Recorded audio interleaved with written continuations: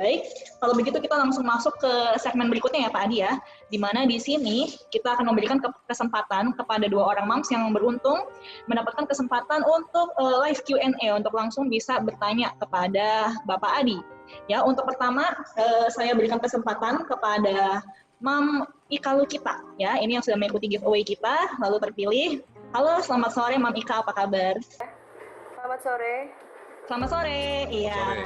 Baik, Mam Ika silakan Mam Ika langsung diajukan pertanyaannya, 1 pertanyaan saja ya Mam kepada Bapak Adi. Silakan. Selamat sore Pak Adi, senang sekali saya punya kesempatan ini. Jadi langsung saja, ada beberapa orang tua yang mempunyai dianugerahi titipan anak-anak yang istimewa Pak Adi. Anak-anak dengan kebutuhan khusus. Ini kebetulan saya pribadi juga pernah mengalami itu, cuman anak saya sudah meninggal. Waktu itu kena fenosida. Nah, cuman ada teman juga yang curhat ke saya tentang itu. Nah, ini pasti kan bisa jadi anugerah buat kita, tapi bisa jadi tekanan buat pasangan-pasangan. Nah, pertanyaan saya, bagaimana untuk bisa menyamakan visi supaya bisa membawa anak ini menerima keadaan anak ini supaya bisa menjadi orang tua yang baik. Selanjutnya, bagaimana mempersiapkan anak ini supaya bisa diterima baik di keluarga maupun di lingkungannya Pak Adi. Itu aja. Terima kasih. Baik, terima kasih Mam Ika. Ini terkait dengan anak berkebutuhan khusus ya Mam Ika ya. Ya, silakan Pak Adi Pak untuk menjawab. Oke, jadi begini, anak yang berkebutuhan khusus ini anak yang punya sesuatu yang unik. Orang tua perlu memahami ini. Jadi suami istri, papa mama ini perlu sepakat dulu. Ini apa yang akan dilakukan pada anak ini. Kalau orang tuanya dua-dua tidak sepakat, ini akan menjadi sesuatu yang sangat menyulitkan. Tidak saja untuk mereka, tapi juga untuk si anak. Jadi orang tua harus sepakat. Anak ini mau diapakan. Yang saya yakini benar ya Ibu ya, bahwa Tuhan tidak pernah menciptakan sampah, itu tidak pernah. God never create junk, itu tidak pernah. Oke? Setiap anak kalau dia punya kekurangan, Tuhan pasti memberikan kelebihan. Itu pasti. Ya. Dan kita perlu mencari tahu ini apa kelebihannya. Seingat saya tahun lalu apa 2 tahun lalu ya, itu ada seorang anak autis yang menang American Got Talent, nyanyi. Benar? Coba bayangkan, anak yang oleh teman-temannya mungkin, halah ini apa sih anak ini? Di sekolah nggak bisa apa-apa. Tapi dia menang American Got Talent dan sekarang jadi penyanyi terkenal ya. Menang $1 juta loh. Berkat siapa? Berkat ibunya, berkat orang tuanya yang bisa menemukan apa yang menjadi kekuatan anak, kemudian itu diasah habis-habisan. Itu satu contoh. Satu lagi, beberapa tahun yang lalu tuh pernah ada yang namanya Hee Aili, tahu nggak? Yang dari Korea itu, anak perempuan. Ya, pernah lihat Pak. Itu anak autis juga itu IQ-nya rendah itu. Dan anak ini malah lebih parah lagi, selain dia postur tubuhnya pendek, jarinya cuma ada 4 kan? Kiri 2, kanan 2. Tapi ibunya melihat anak ini punya kemampuan bermain musik, piano. Dan dilatih sungguh-sungguh, anak ini akhirnya keliling dunia. Dan dia mampu memainkan piano, main lagu-lagu itu musik-musik klasik dengan begitu indah. Maka kembali lagi, jangan bingung dengan lingkungan. Lingkungan kalau tidak mengerti, ada yang mungkin memandang anak ini halah apalah, atau mungkin menghina atau nggak bisa menerima. Kita sebagai orang tua menjadi kunci. Kita menerima anak ini dengan tulus, dan kita bergaul dengan orang-orang yang bisa mengerti anak ini. Seperti itu Ibu. Baik, terima kasih atas pemaparannya Pak Adi. Jadi kuncinya kembali lagi ke penerimaan dari orang tua, itu yang penting ya Pak Adi ya, untuk anak-anak berkebutuhan khusus ini. Baik, Mam Ika, saya rasa sudah cukup menjawab pertanyaan dari Mam Ika ya. Nah, berikutnya kita akan beranjak ke pemenang giveaway berikutnya. Ada Mam Yola. Selamat sore Mam Yola. Selamat sore. Selamat sore. Ya, baik, saya berikan kesempatan kepada Mam Yola. Silakan Mam, yang mau ditanyakan 1 pertanyaan kepada. Ya, terima kasih untuk kesempatannya. Izin bertanya untuk Pak Adi. Bagaimana Pak untuk mengisi baterai kasih anak di mana kondisi kedua orang tuanya itu harus bekerja 9 to 5 begitu Pak, dan di mana waktu yang bisa kita spending dengan anak itu jadi semakin sedikit Pak. Terima kasih. Oke. Ini memang adalah kondisi yang dialami oleh banyak orang ya. Jadi saya bisa memahami ini. Cuma sekarang begini teman-teman, 9 sampai jam 5 itu kita nggak bisa lepas, karena itu pekerjaan. Kita butuh income untuk bisa menghidupi keluarga. Saya biasanya menyarankan apabila memungkinkan dengan single income, rumah tangga ini bisa jalan, cukup nyaman, tidak usah mewah lah, cukup nyaman, saya menyarankan seorang ibu menjadi full-time mother. Jadi yang breadwinner, yang kerja untuk mendapatkan income hanya suami. Kalau memungkinkan. Tapi kalau tidak memungkinkan, apa boleh buat, dua-dua harus kerja. Nah sekarang begini, 9 sampai jam 5 kita nggak bisa apa-apa. Secara fisik kita nggak bisa jumpa anak, maka kita perlu telepon anak. Oke, kalau bisa telepon, ajak ngobrol. Kita menggunakan ini, smartphone kita ini, ya. Kalau bisa pakai video call. Dan tolong ya teman-teman ya, kalau telepon anak tuh jangan tanya anak hal yang ini. Ada PR apa enggak? Udah makan atau belum? Terus apa lagi? Kamu sekarang lagi di mana? Ya, jangan. Anak biasanya kalau itu bukan pertanyaan yang anak mau dengar. Kenapa? Itu interogasi namanya itu. Harusnya orang tua tanya, "Nak, gimana kabarnya kamu? Sekolah ini pengalaman hari ini apa yang menyenangkan?" Oh, nah dia cerita kita dengarkan. Ada anak yang akhirnya tidak mau terima telepon dari orang tuanya gara-gara tanyanya selalu gitu. "Kamu lagi di mana? Sudah makan atau belum? Udah kerja PR atau belum? Besok ada ulangan atau tidak?" Selalu itu. Jadi yang paling penting bagi orang tua itu adalah PR, tapi anaknya tidak pernah ditanya. Itu satu. Yang kedua, kalau kita sudah pulang ke rumah, maka curahkan semua waktu kita untuk anak. Saya menyarankan untuk orang tua kalau mereka pulang jangan langsung ketemu anak dulu. Kenapa? Karena kita lagi capek. Bawaannya akan marah-marah terus itu. Oke? Kalau sudah kerja seharian, kemudian pulang ke rumah, jumpa anak akan terjadi yang namanya kedekatan emosi. Dekat anaknya, marah ibunya, emosi dia kan. Maka saya menyarankan orang tua untuk bisa punya me time, terutama mama. Mama perlu me time. Masuk ke kamar, bilang sama anak, bilang sama pembantu, bilang sama siapapun, "Oke, ibu, Anda mau istirahat 30 menit. Tidak boleh diganggu. Matikan HP semuanya dan Anda istirahat 30 menit. Itu untuk recharge.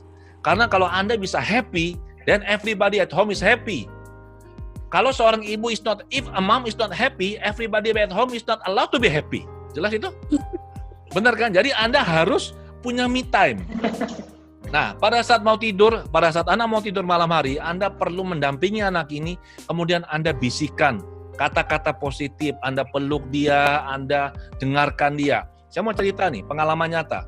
Bertahun-tahun yang lalu saya memberikan training kepada pimpinan bank yang sangat besar, seluruh pimpinannya kumpul di Denpasar. Saya diminta training. Ya saya tidak usah sebutkan nama bank yang nggak enak, saya kasih tahu inisialnya, BCA ya. Kemudian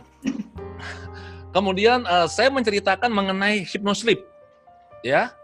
Salah satu pimpinan di situ bilang begini, "Sekarang saya baru ngerti apa yang terjadi pada anak-anak saya." Saya bilang, "Kenapa, Pak?" Waktunya saya sebagai pimpinan ini tidak mungkin banyak, karena saya berangkatnya pagi di Jakarta, berangkatnya pagi, pulangnya pasti sudah malam. Tapi anak saya, anak cewek ini dekat sekali sama saya, dan saya juga nggak tahu kenapa. Teman-teman saya ini pada bingung dan agak iri terus terang, "Loh kok bisa? Kita sama-sama kerja, tapi kamu sama anakmu kok dekat sekali." Ternyata tanpa dia sadari, setiap kali dia pulang dari kantor, sudah sampai di rumah malam, anak sudah tidur. Dia buka, dia punya baju, seragamnya, kemudian dia dekati anaknya sudah tertidur, anak perempuan yang sekitar usia 5 tahun. Kemudian dia belai anaknya, dia peluk anaknya, kemudian dia bilang sama anaknya dalam bahasa Inggris ya, dia bilang, misalkan nama anaknya itu adalah Ani. "Ani, Daddy loves you. You are special. You are smart. You are wonderful. You are beautiful." Dan anak itu ngelilir, dalam bahasa Inggris itu ngelilir, jadi kayak agak bangun sedikit, kemudian dia peluk bapaknya juga dan bilang, "Daddy, I love you, Daddy." Peluk, dia tidur lagi.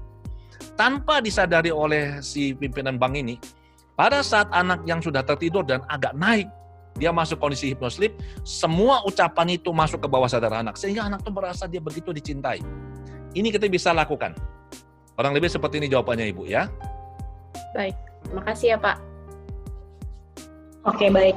Terima kasih atas jawabannya Pak Adi. Saya rasa ini sudah memberikan insight, karena tadi yang ditanyakan Mami Wala itu nampaknya kegalauan ya dari banyak kita ini yang working mom gitu, tapi tetap ingin memiliki kedekatan dengan anak seperti itu. Terima kasih Pak Adi atas pemaparannya.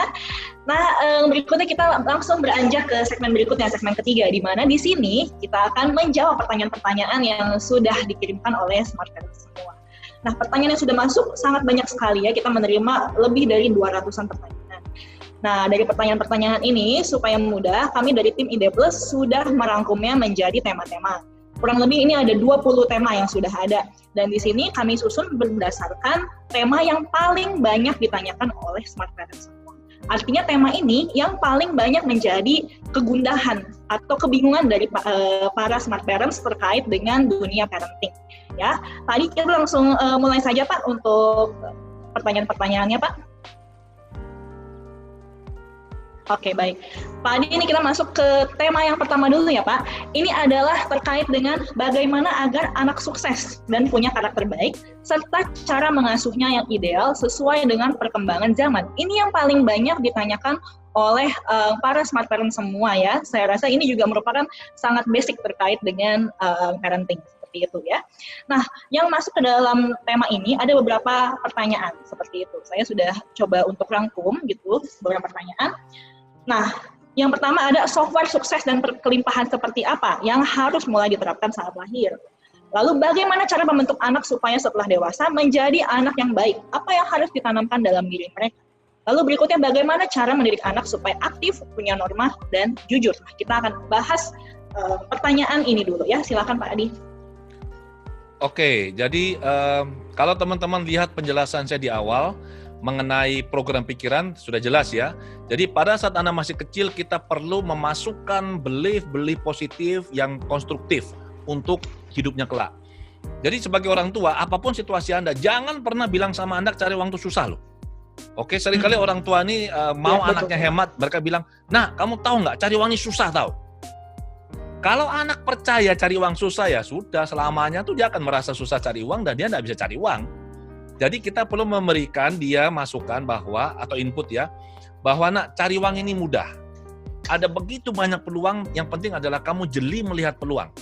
Peluang itu ada di mana saja. Kalau tidak ada peluang, ciptakan peluang. Jangan nunggu. So kita memasukkan data selalu seperti ini.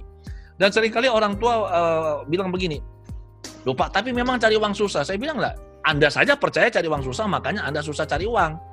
Jadi mentalitas keberlimpahan, kemakmuran itu kita masukkan mulai kecil. Loh, tapi kalau tidak begitu kan anak akan jadi bisa hemat. Saya bilang, hemat itu relatif loh.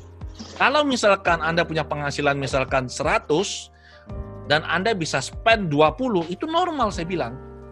Daripada Anda menekan supaya spending Anda tuh hanya di 20, kenapa Anda tidak bikin income 400 sehingga spending Anda bisa lebih besar? Jadi kita memberikan anak ilustrasi. Itu satu. Kemudian lagi bagaimana caranya supaya anak itu bisa jujur, punya norma yang baik. Nah teman-teman, ingat ya, ini program. Kita memasukkan program pikiran ke anak saat dia masih kecil. Mengajarkan nilai-nilai moral, spiritual, nilai-nilai agama, norma-norma, hal-hal yang baik, hal yang buruk, itu dilakukan saat anak masih kecil. Kita sebagai orang tua memberikan dia teladan, contoh. Ya. Dengan anak melihat kita melakukan, maka dia berpikir inilah yang paling benar. Dan kita mau dia berpikir seperti itu. Sehingga saat dia menerima ini sebagai kebenaran untuk dirinya dia akan melakukannya pada saat dia nanti lebih besar. Jadi itu caranya kita mendidik anak. Dengan teladan, bukan hanya dengan kata-kata. Oke, baik. Terima kasih Pak Adi. Ini poin yang sangat bagus ya Pak. Jadi kita mau mendidik anak seperti apa, belief itu yang harus kita masukkan ya Pak. Kalau tadi ada pertanyaan bagaimana supaya anak jujur, belief untuk menjadi orang jujur itu yang perlu kita masukkan. Dan tadi yang terpenting adalah menjadi role model untuk sebagai orang tua yang melakukan kejujuran seperti itu ya Pak ya. Oke, baik. Masih di tema 1, kita lanjut ke pertanyaan-pertanyaan dari. Nah, ini 3 pertanyaan berikutnya. Bagaimana mendidik anak tumbuh kreatif dan cerdas di masa pandemi? Sekarang ini banyak keterbatasan kita.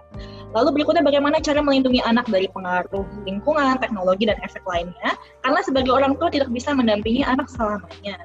Dan berikutnya, penerapan model parenting yang memperhatikan kesejahteraan mental dan hak-hak anak harus bagaimana? Nah, silakan. Oke, jadi bagaimana mendidik anak untuk tumbuh kreatif? Caranya adalah kita memberikan anak stimulasi. Jadi walaupun tidak bisa ke sekolah, tapi kan di rumah kita bisa melakukan banyak hal.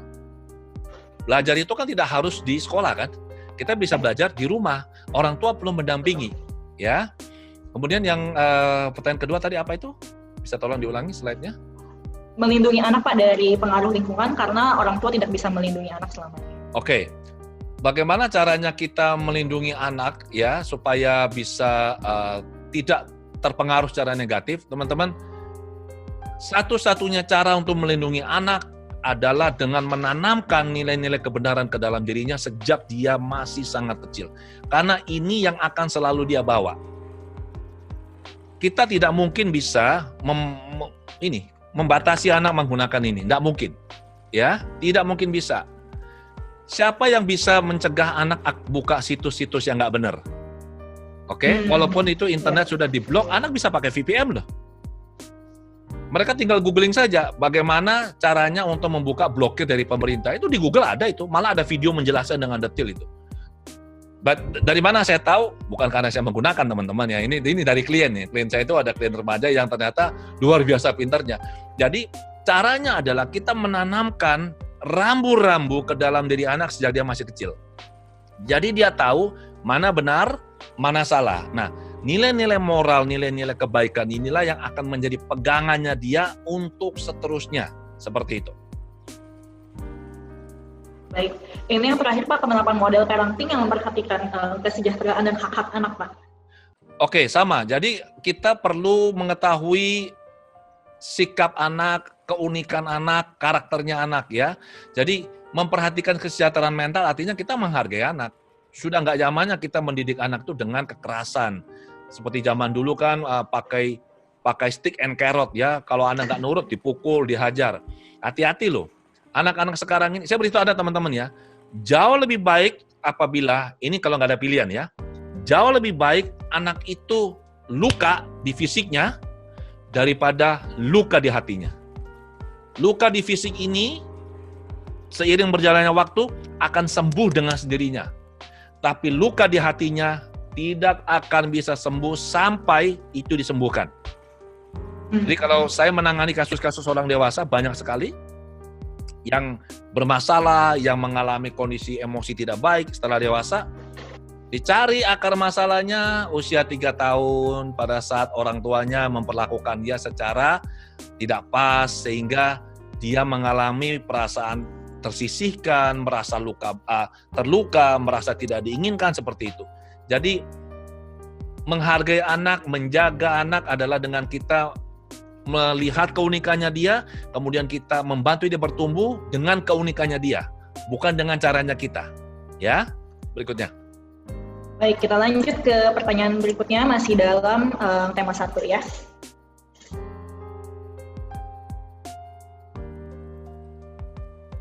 Baik, ada 4 pertanyaan, ini 4 pertanyaan terakhir dari tema 1. Bagaimana cara mengasuh dan mendidik anak yang baik di tengah keterbatasan orang tua? Misalnya ekonomi kurang mapan, sakit, masalah adat, ada masalah dengan nenek, dan sebagainya. Lalu berikutnya, dari beberapa permasalahan terkait parenting, sumber kesalahan sejatinya ada pada orang tua. Bagaimana ini kalau orang tua sudah memiliki pola asuh yang kurang tepat selama ini, bagaimana memperbaiki? Lalu berikutnya, bagaimana kita tahu bahwa cara mendidik sudah benar sesuai dengan kebutuhan anak kita? Berhubungan dengan pertanyaan berikutnya, tolak ukurnya apa dari keberhasilan mendidik anak? Silakan Pak Adi. Oke, jadi begini teman-teman ya. Apabila misalnya kita tahu bahwa kita telah salah melakukan pendidikan ya, maka yang kita bisa lakukan adalah kita memperbaiki.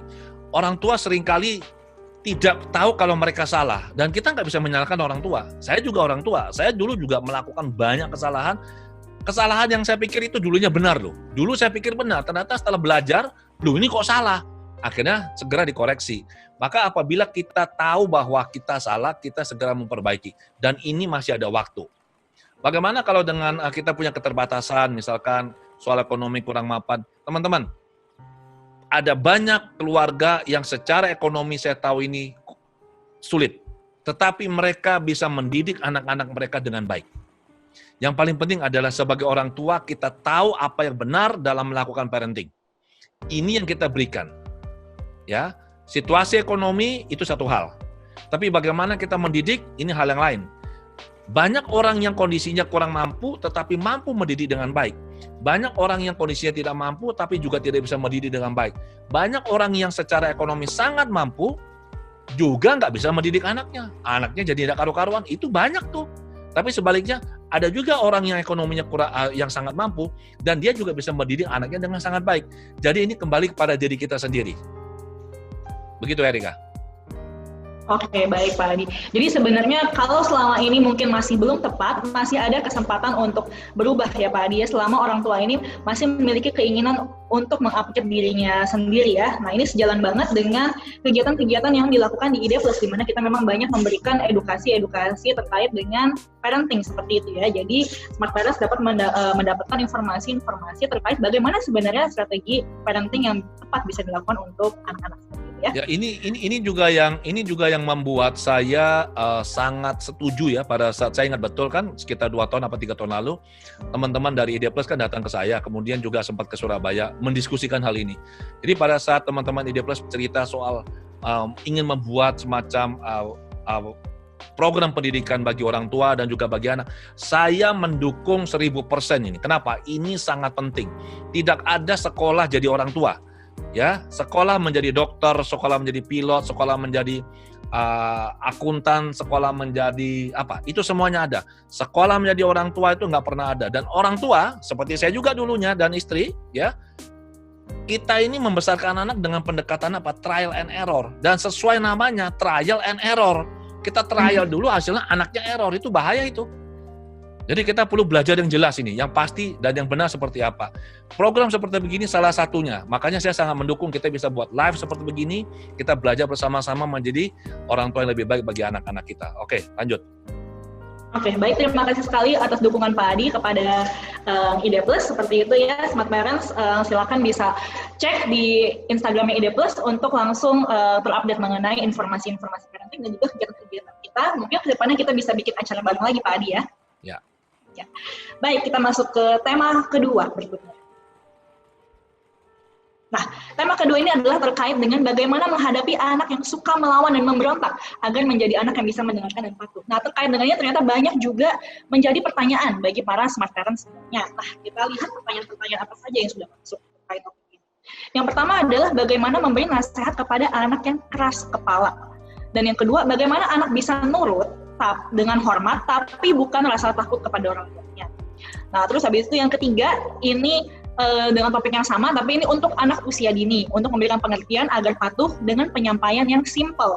Misalnya kepada balita, apa yang boleh dilakukan tanpa membentak, berteriak, atau memarahi, tapi anak bisa mengerti dan melakukannya dengan patuh. Baik, Oke. Silakan Pak Adi. Terima kasih. Sekarang begini, saya mulai dengan pertanyaan yang nomor 3 dulu. Kalau anak masih kecil, teman-teman, itu sangat mudah untuk kita mengelola anak ini atau kita memanage anak ini sangat mudah ya. Anak ini, teman-teman, ibaratnya ini adonan semen dari mesin itu, mobil itu, mesin molen itu.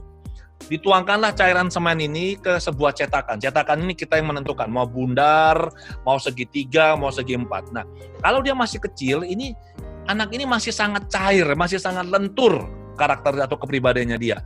Kita bisa dengan semudah yang kita mau mengubah bentuk cetakan.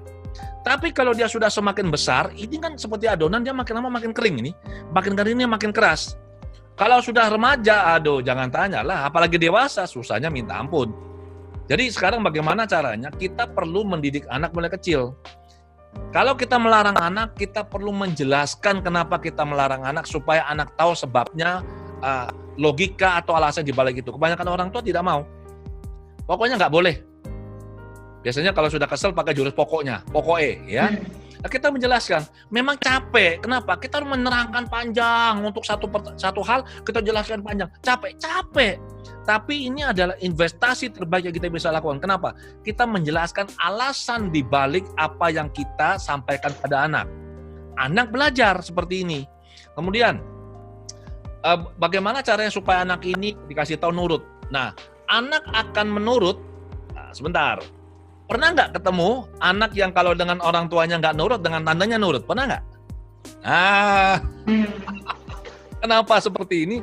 Karena anak tidak memandang orang tua sebagai figur otoritas. Kalau anak tidak memandang orang tua sebagai figur otoritas, dia lawan dengan orang tuanya. Benar nggak?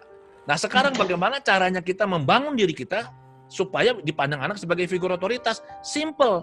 Waktu kecil kita konsisten. Kalau kita bilang A, kita bilang A. Kita lakukan A, jangan bilang B. Kalau kita bilang nggak boleh, ya nggak boleh. Jangan setelah itu boleh.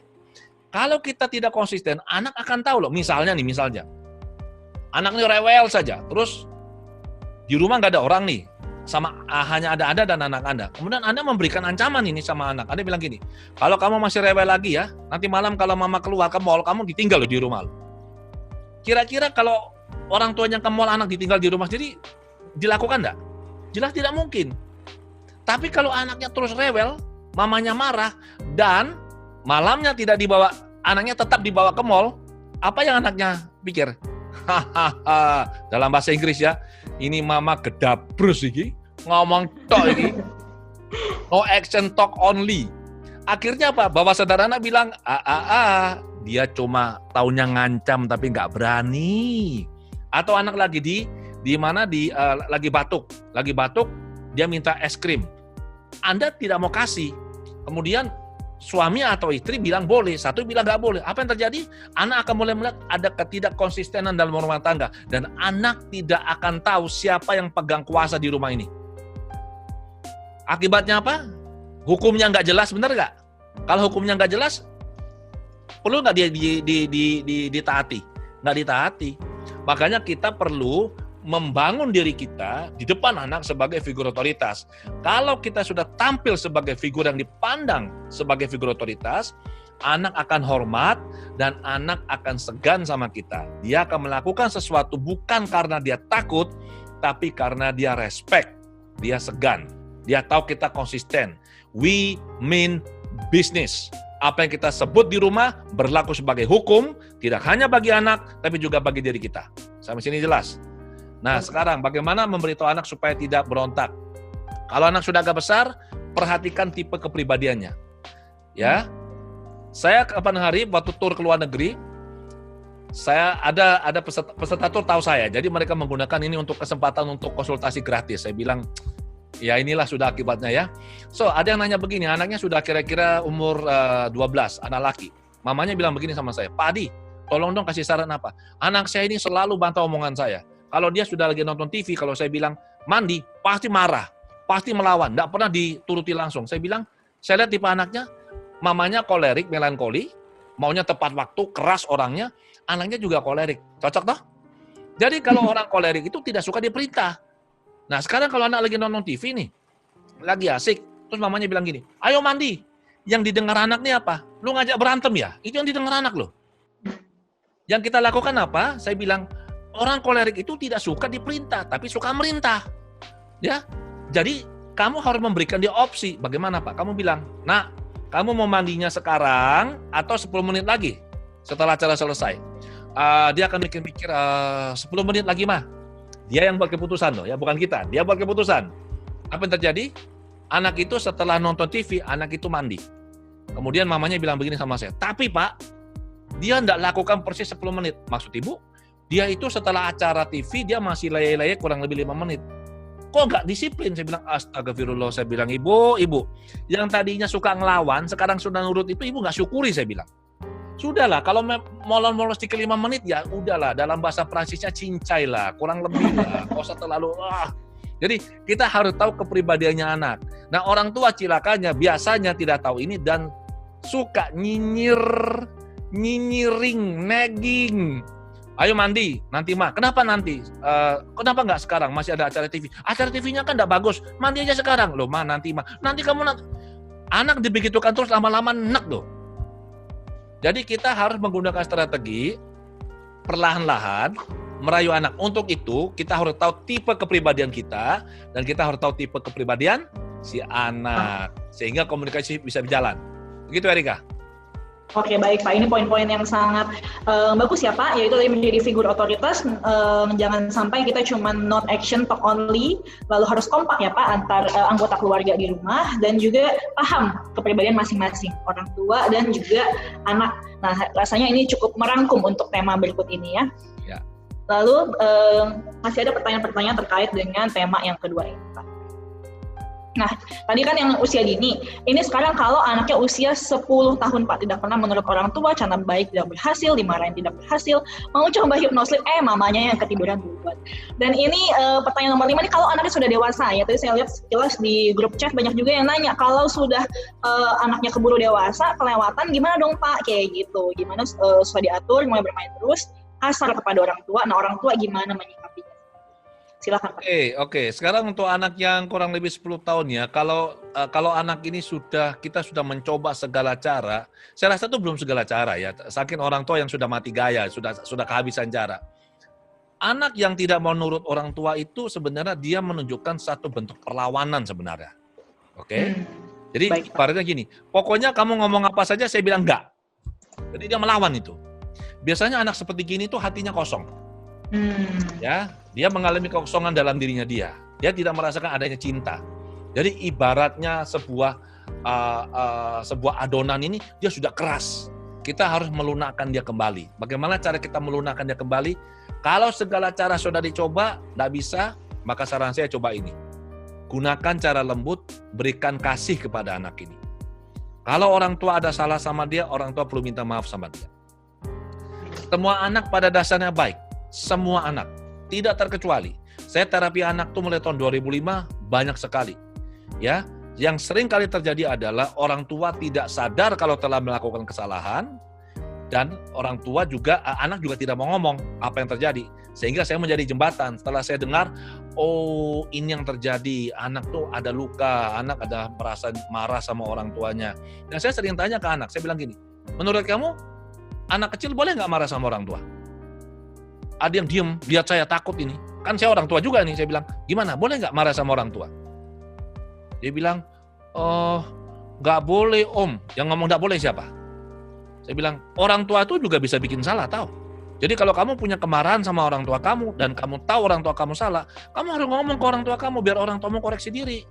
Tapi kamu nggak boleh teriak-teriak, nggak boleh banting-banting barang. Kamu kasih tahu, Ma atau Pa, aku nggak senang diperlakukan kayak begini. Kamu jelaskan supaya orang tua tuh bisa mengkoreksi dirinya dia. Langsung matanya berbinar-binar dan bilang, oh jadi boleh Pak kalau marah sama orang tua? Ya jelas boleh lah. Saya bilang orang tua tuh bukan Tuhan kok saya bilang. Kita orang tua ini juga banyak melakukan kesalahan. Nanti kamu dewasa jadi orang tua, kamu juga banyak bikin salah. Saya bilang tuh pasti. Makanya belajar yang benar. Nah, setelah saya menyampaikan apa yang dirasakan oleh anak kepada orang tuanya, orang tua akhirnya mengerti, orang tuanya minta maaf pada anaknya, kondisi mereka jadi baik. Seperti itu. Ya.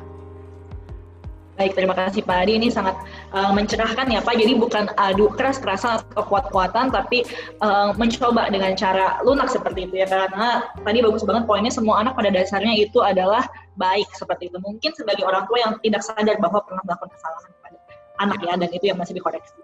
Baik Pak. Bentar. Kalau untuk ini yang nomor 5, kalau anak sudah dewasa. Ya, yang sudah dewasa. Aduh, jujur Ibu ya, kalau anak sudah dewasa, saya tadi bilang kasih contoh adonan semen ya. Adonan semen itu kalau dia sudah mengeras, itu untuk mengubah ini butuh upaya ekstra. Biasanya orang tua itu konsultasi ke saya atau menghubungi kantor saya, bilang, Pak Adi anak saya, kemarin ada, Pak anak saya ini sekolah di luar negeri Pak, terus umurnya sekarang berapa? 40, baru pulang ke Indonesia ya, 40. Terus situasinya seperti begini, saya bilang, Ibu, kalau Ibu mau minta saya, Ibu, mengubah anak Ibu, kalau dia tidak merasa dirinya bermasalah tuh nggak bisa, Ibu. Ya itu Pak masalahnya. Dia merasa dirinya nggak bermasalah, dia merasa kami yang bermasalah sebagai orang tua. Saya bilang, ini adalah proses edukasi yang tidak tepat, yang diberikan mulai kecil, dan sekarang ini hasilnya seperti ini. Maka lebih baik, apakah bisa berubah? Jawabannya bisa, asalkan dia mau.